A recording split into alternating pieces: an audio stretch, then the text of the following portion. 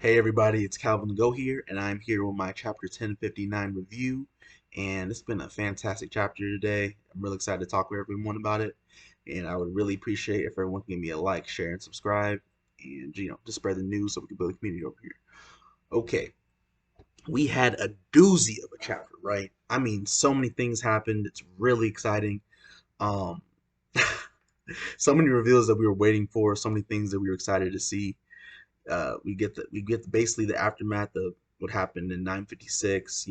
We see all the warlords being attacked and see everyone is kind of, and then at the end of the day, Boa Hancock is like, at the end of the day, we fight. You know what I'm saying? So that's just so exciting, man. Like, I'll get to the start now, but this is one of those chapters that I feel like everyone just waits for. You know what I'm saying? These world building chapters, these chapters where the story kind of feels so real. The story, everything feels so organic. Everything is just like damn near flawless execution.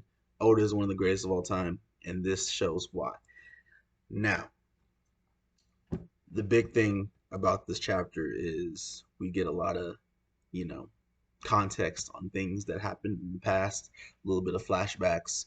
It starts off with Marco, and he got dropped off by the Red Haired Pirates back to Sphinx Island. And he said he didn't want to babysit the Great Pirates again, and I thought that was a really cool scene. If Marco joined that crew, that would be crazy. But Marco is like, bro, I'm done. I've seen so much blood. I've seen so many people I love die. I can't blame him. It's like being like in the army for 20 plus years, or being in the army since you were a kid. Like you'd be like, man, I'm done with this. Like I don't want to do this anymore. Like he just doesn't have the same fire he used to have at the end of the day, and I cannot blame him because he's gone through a lot, losing all his people. Right. Um, we go from that to Yamato explaining why she needs to stay in Wano, which makes sense because at the end of the day, if she wasn't there, even if you want to say Green Bull couldn't just kill the whole, you know, city, there was going to be casualties, you know what I'm saying? And if Green Bull came, with a fleet, it'd be a different story than if he just came by himself. So he was there not on, Marine orders or Eames orders. He just went by himself. If he came with a fleet with multiple vice admirals, I think Wano would have got decimated, honestly. They would have stole the sea zone. So Yamato staying there. And granted, there's certain forces that she wouldn't be able to stop, but she makes it a hell of a better difference, right? She is really strong. She fought Kaido one on one for a while, so I believe in her. And also that flag is flying up. Like, listen, you mess with us, that means you're messing with the Straw Pirates, and you're messing with Yamato. So, and as Momo gets stronger, we won't even need her help as much anymore because he is gonna be insane in the series. Uh, and we go from that to the flashback from Boa Hancock, SSG, Seraphim. This is stuff we wanted to see for so long. And the Marines were getting hella L, so it was kind of like, we need to see them soon because this is not looking good. They need to be impressive. And I think this is just the first part of the SSG. I don't even think this is like their final, their only project that they work on. Since it's a special science group, a lot of people are saying they might have modified pretty powerful Marines already. Maybe Smoker is going to come back like an admiral level, opponent all of a sudden, and then we have so many people to work with. We have so many people to fight. Because for a while it was like, dang, we could pull up there with our Grand Fleet and rock them, but now it's like the SSG, and he's probably going to introduce many more factions in the Marines to bolster them because we saw the, like, what was it, the investigation group with Black Horse. We can see many different guys who we've never seen before who are probably like commander level or whatever, if you want to use that term. So that's so wild when you think about it. It's like they are insane. They have warlord DNA with Lunarian DNA. So they have that Lunarian their ability, and they have like attributes like the warlords. Like what? With Kizaru's laser. So Kizaru's laser, like Kizaru lasers and Mihawk slashes. It's like, dude, this is insane. Like, this is a buff on a buff on a buff. And we're really gonna see the power of science here. Vegapunk is no joke. I mean, at the end of the day, he cloned Kaido's Devil Fruit. What if he made like Kaido, like a Kaido clone? Like what? Like how are they? Who would stop that? A Kaido with the Lunarian and all this stuff? Like it's crazy. Sorry we're getting riled up there, but at the end of the day, it's just like wow, so much stuff is going on. Where do we go next? Uh, and then we get Blackbeard pulling up to the island. He has a scrap with the Mihawk, Seraphim, or SHG, whatever you want to call it. And he is like, what is that? PX. Blackbeard does, so we all know Blackbeard is opportunist. He does not like fighting things that he wasn't expecting. And he was like, what is that? Like, that's kind of wild. So he does Black Hole, kind of deals with it for a little bit, but we find out that none of them even take damage from anything that happened in the whole, the whole battle. Apparently, it's multiple days too. Uh, so that happens, and then Blackbeard has Boa by the throat. We get both their bounties, huge bounties. Blackbeard is close to Shanks. I'm sure that has something to do, some little thing going on there. Uh, Boa 1.6 billion with the B. But I wonder what Blackbeard did to get his increase. Boa is obvious. All the warlords are getting a buff.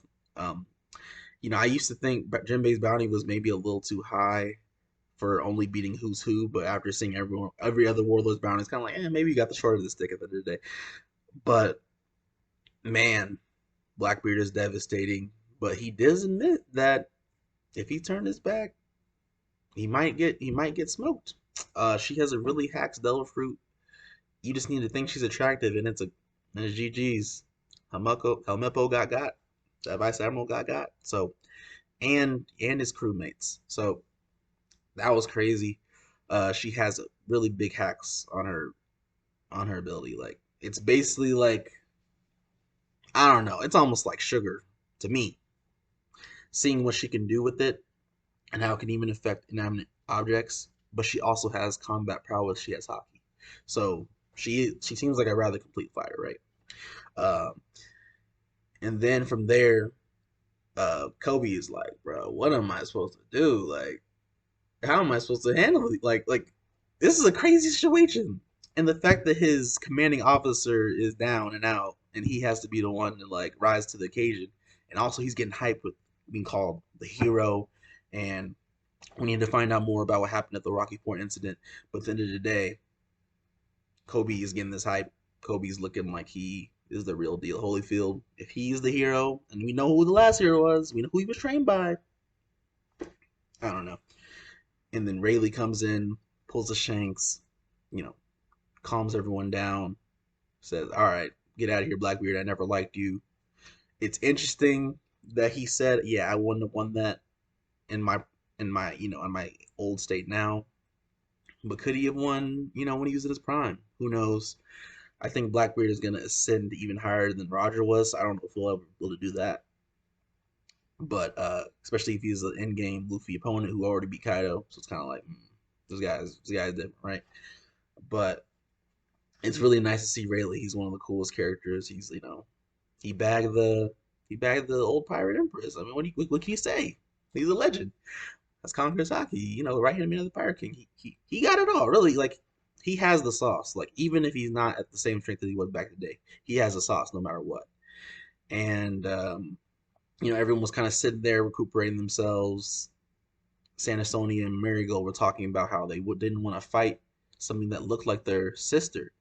And at the end of the day, we see a close up of the Boa Hancock seraphim that has star eyes. I wonder what the significance of all these eyes are. I wonder if they're all gonna have different kind of eyes, and I don't know if it'll be power. I don't know if it's just like because they noticed. They also said they want to record what happens, so they're gonna look at the footage and be like, okay, they were able to do this and this and this. They can look at the footage and say he clashed with one of them clashed with Blackbeard. So that's crazy. I want to see what else that SSG has got in the tuck. It would be nice if they can actually make Smoker a really hard new world opponent. I really, I miss him when Smoker actually had competence. He really he was a good guy too. He was kind of like a Fujitora type, but just didn't have the power, right? And he was getting clowned by Luffy and Punk Hazard. But at the end of the day, we had a fantastic chapter today. I really enjoyed it. I can't even think about what's gonna happen next. There's so many places we can go. I want to know what island we're gonna go to next for the Straw Hats, and I want to know what happened with Sabo because I thought we were gonna get Sabo stuff, so we went from Sabo stuff to Blackbeard stuff. These post-war arcs are fantastic. This is Oda in his bag. He is writing on fire. He literally his pen evaporated. Like the chapter was crazy. But I hope you guys enjoyed the chapter review. Please like, share, and subscribe. And I hope you enjoyed the chapter. I will be having more discussion videos because there's so many things to talk about.